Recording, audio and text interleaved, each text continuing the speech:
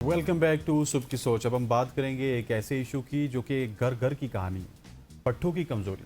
अगर वक्त गुजरने के साथ साथ ये कमज़ोरी मुसलसल बढ़ती चली जाए, चलने फिरने, सीढ़ियाँ चढ़ने या फिर रोज़मर्रा के मामूलात अंजाम देने में दुश्वारी होने लगे, तो इसे मामूली कमज़ोरी मत समझिए और नज़रअंदाज मत कीजिए, क्योंकि ये हो सकती है मस्कुलर डिस्ट्रॉफी। जैसे ही ये एक मौरूसी बीमारी है, इसकी अलामत भी हो सकती है और जिसमें जिस्म के पट्टे आहिस्ता आहिस्ता अपनी ताकत खोने लगते हैं।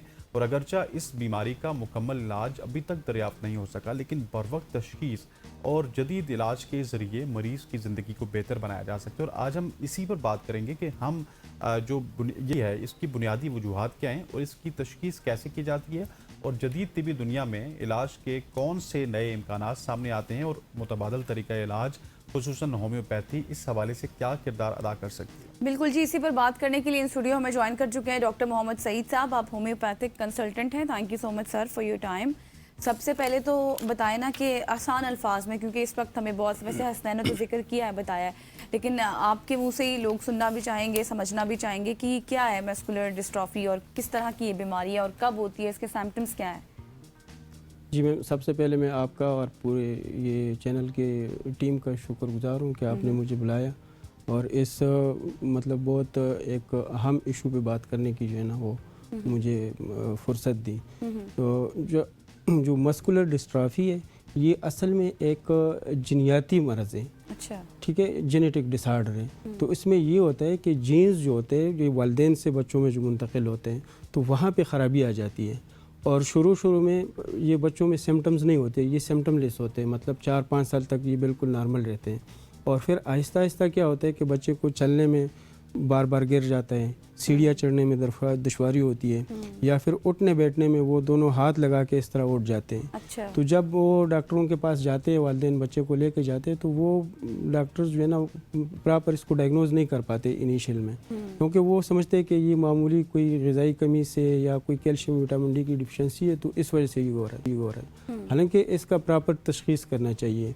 तो इसमें जो जीन्स होते हैं, अब जिस्म में एक ख़ास किस्म के जीन्स वालिदैन से वो मुंतकिल होते हैं बच्चों में, और वो जीन्स जाके फिर जिस्म में एक ख़ास किस्म की प्रोटीन होती है कि जिसको हम डिस्ट्रोफिन कहते हैं, वो डिस्ट्रोफिन बनाते हैं। अब डिस्ट्रोफिन का क्या काम है जिस्म में, कि वो हमारे मसल्स को एक तो डैमेज से बचा देते हैं, और जब हम कोई काम करते हैं, चलते फिरते हैं, तो ज़ाहिर सी बात है मसल्स के थ्रू होते हैं, तो वो मसल्स को वापस रिलैक्स करने का काम भी डिस्ट्रोफिन का होता है। अब जब जिस्म में वो जीन्स ही मौजूद नहीं होते, तो उस वजह से फिर जिस्म में डिस्ट्रोफिन नहीं बनते हैं। और इसके साथ साथ कुछ इस तरह के पेशेंट भी होते हैं कि उसके मसल बायोप्सी भी हम करवाते हैं, तो उससे फिर कंफर्मेशन हो जाता है कि ये मस्कुलर डिस्ट्रॉफी सही। लेकिन डॉक्टर साहब, इसमें ये है ना कि होम्योपैथिक का थोड़ा सा टाइम डिले होता है, मतलब देर से फ़र्क पड़ता है, लेकिन ये है कि पड़ जाता है फ़र्क। तो क्या लोग मतलब मुतमईन हो जाते हैं फिर? ये एक मिथ है कि होम्योपैथिक टाइम टेकिंग है। अच्छा, अगर इस पे जी आप जो क्लैरिफाई करें तो इसका मैं क्लियरफाई कर दूं कि अगर आप बर वक्त सही मरीज़ को सही रेमेडी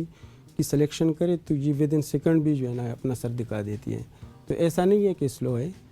तो ये है कि हर किस्म का तरीका इलाज है, तो उसके कुछ लिमिटेशंस होते हैं। अगर एक चीज़ है उसका पूरी मतलब साइड इफेक्ट तो कोई नहीं है, लेकिन टाइम टेकिंग प्रोसेस बचपन से सुना है हमने। नहीं, जिस तरह गज़ल कह रही है ना, ये हमने भी सुना है कि वो बड़ी दवाएं पकड़ा दी जाती हैं आपको और बताया जाता है कि वो दूसरी दवा जिस तरह से आपको दूसरे दिन ही असर कर जाएगी, ये आपको महीना खानी पड़ेगी, 2 महीने खानी पड़ेगी। ये हमने भी अपने वालिदैन से सुना है कि वो इतनी बड़ी दवाएं ले आते थे कि आज हम होम्योपैथिक डॉक्टर के पास गए और आज हमने ये खानी, और ये 1 महीने बाद हम देखेंगे कि इसका असर होता है या नहीं। उस हिसाब से कह ऐसा नहीं होता है असल अच्छा, में। तेज हो गई होम्योपैथिक देखे ये शुरू से ये सिंगल रेमेडी का मतलब यही होता है कि एक वक्त पे एक मेडिसिन एक इंसान का, तो वो अगर सही सिलेक्शन हो, तो मैं तो कह रहा हूँ कि एक कतरे से भी ठीक हो जाते हैं। अच्छा, बस सिलेक्शन और आपके अप्रोच पे डिपेंड करता है। नहीं, अब अगर मैं इसकी एग्जांपल आपको दूं ना, मेरी सिस्टर थी, तो उनकी स्टोन था उनकी किडनी में, होम्योपैथिक की दवाई ली, तो वो मतलब उसमें टाइम लगा, लेकिन उनकी स्टोन ख़त्म हो गया।